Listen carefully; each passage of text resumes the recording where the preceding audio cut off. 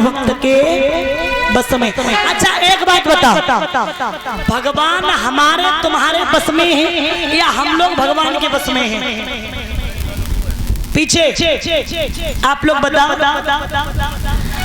भगवान के बस में हम लोग हैं या हमारे बस में भगवान है?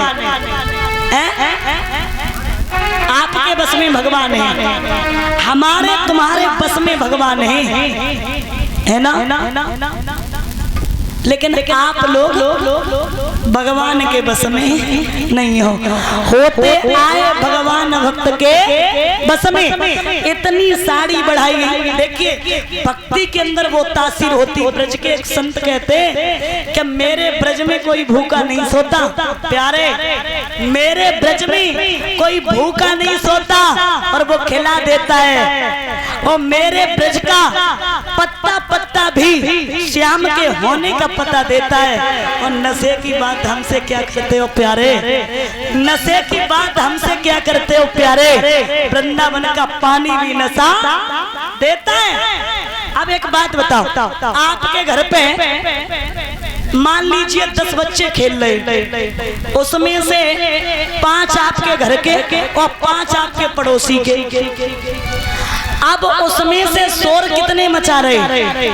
आपके तो नहीं मचा रहे, बल्कि उसमें से पड़ोसी के मचा रहे। अब आप मारोगे किसे?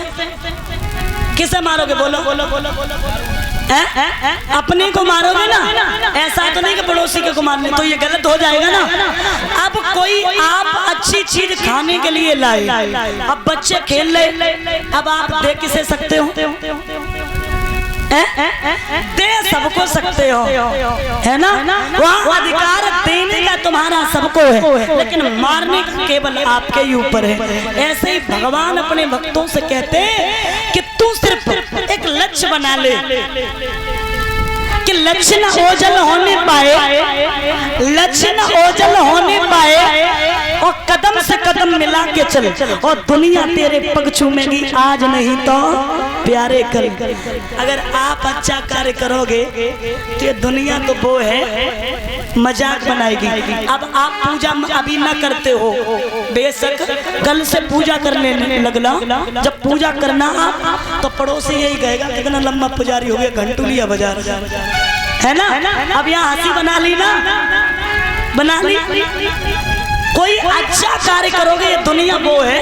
अरे हमें पूछो, जब हमने कथा सीखी तो हमारे परिवार के लोग क्या कर रहे थे मेरे साथ, ये तो हमें ही पता होगा, लेकिन सत्य की हमेशा जीत होती है। तो प्यारे, दुनिया आपके बारे में क्या कह रही है और क्या कर रही है? कानों से महात्मा जी के 3 बंदर थे, है ना? एक कहता था कि मैं किसी की सुनेंगे नहीं, और एक कहता था कि मैं किसी का देखेंगे नहीं, और एक कहता था मैं किसी की कहूंगा नहीं। अगर दुनिया में आगे बढ़ना है तो केवल ऐसा ही कर लो, क्योंकि एक बार एक पहाड़ की चोटी को मेढक चढ़ रहे थे, उसे छू रहे थे, लगभग 100 मेढक। अब जब उसे चढ़ते हैं तो पहाड़ की चोटी जो थी वो बहुत ऊंची थी, ऊंची थी।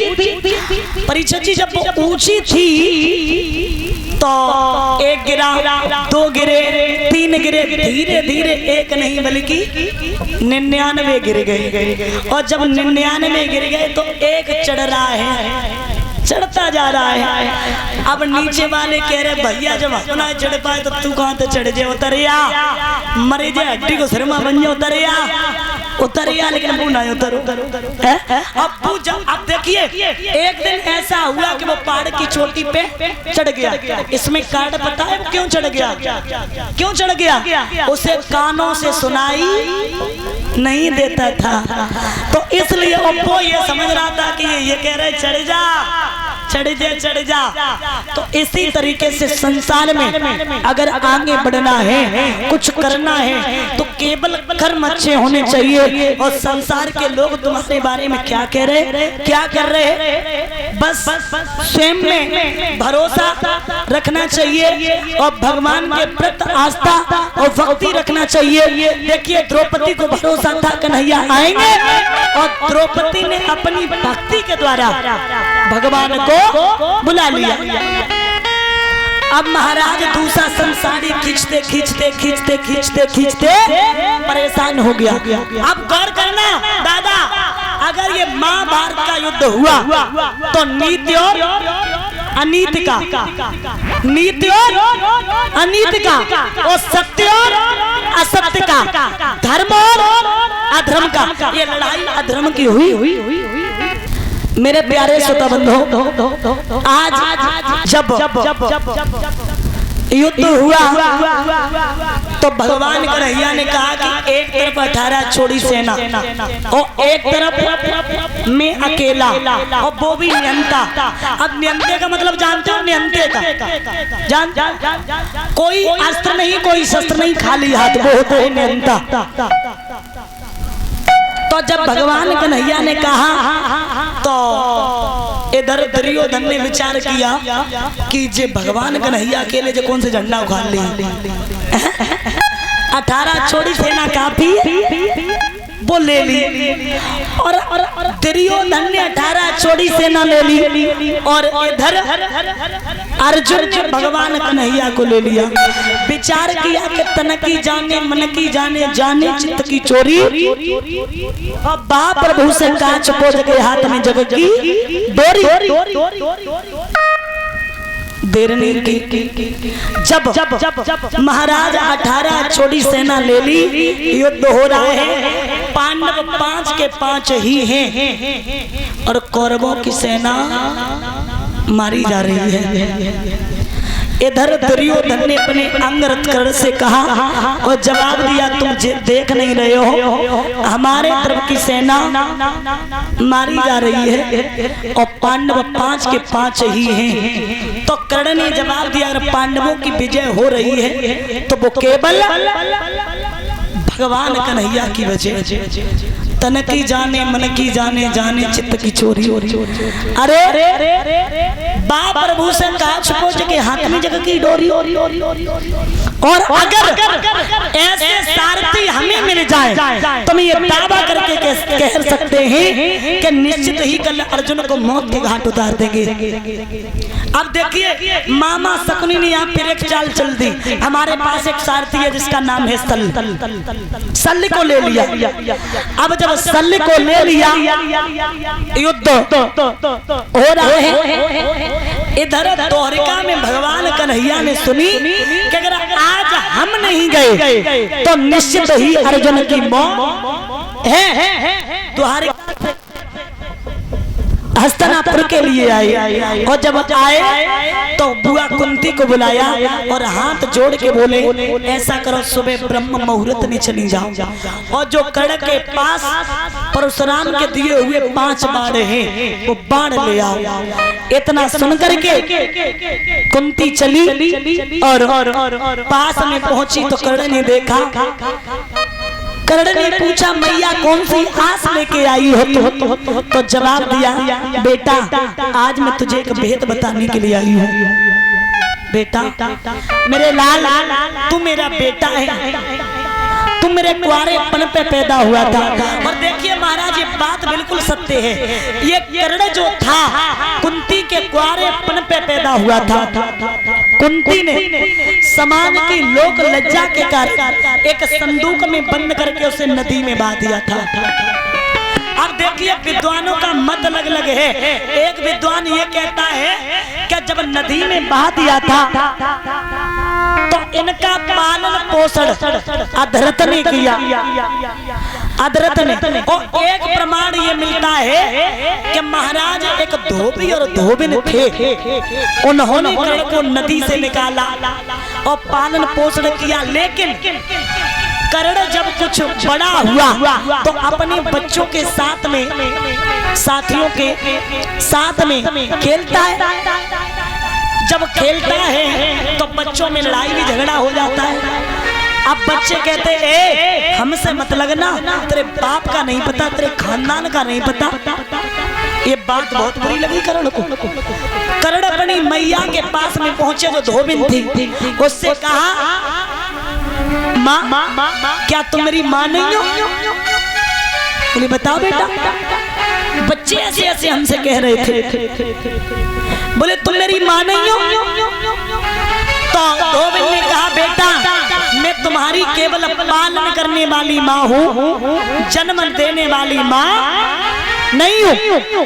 इतना सुन करके कर्ण वहां से चला तो सूर्य भगवान प्रकट हुए, और जब सूर्य भगवान प्रकट हुए उन्होंने कहा बेटा मैं तुम्हारे पिता। बोले अगर आप मेरे पिता हो तो मेरी माँ कहाँ है? तब सूर्य भगवान ने एक चुनरिया दी, चुनरिया। ये बात हम नहीं कह रहे, ये ग्रंथों में लिखा है। एक चुनरिया दी और कहा कि बेटा ये चुनरिया ले जाओ, जो माँ इस चुनरिया को ओढ़ ले, चाहे वो कुंवारी हो और चाहे ब्याहता, और अगर वो माँ होगी तो जलेगी नहीं और माँ नहीं होगी तो जल जाएगी। अच्छा एक बात और बताएं, क्या कर्ण के कवच और कुंडल पेट से ही आए थे? कवच और कुंडल। कर्ण देखने में बहुत सुंदर था। अब जो भी उसे देखता है वो कहता है कि मैं तुम्हारी माँ, और जब चुनरिया ओढ़ती तो वो जल जाती। जाते जाते कर्ण पहुंचा कुंती के पास। कुंती जो थी वो अटे पे खड़ी थी। उस वक्त भी कुंती कुंवारी थी, उस वक्त भी कुंती कुंवारी थी। अब कुंती ने देखा तो पास में बुला लिया बेटा। जैसे ही चुनरिया कुंती ने ओढ़ी तो जली नहीं। कर्ण उस वक्त गोदी से हटे नहीं। अब वो कुंती करती क्या, क्योंकि तब भी कुंवारी थी। कुंती ने ढकेला मार दिया। तब कर्ण रोता हुआ आया, पीछे मुड़ के नहीं देखा और कौरवों की सेना में मिल गया। तो कुंती कहती बेटा तू मेरा लाल है, और समझाए कि बोली बेटा लाला अरे कुंत भोज की सुता, अरे जगती बबुला कुरयति प्यारी,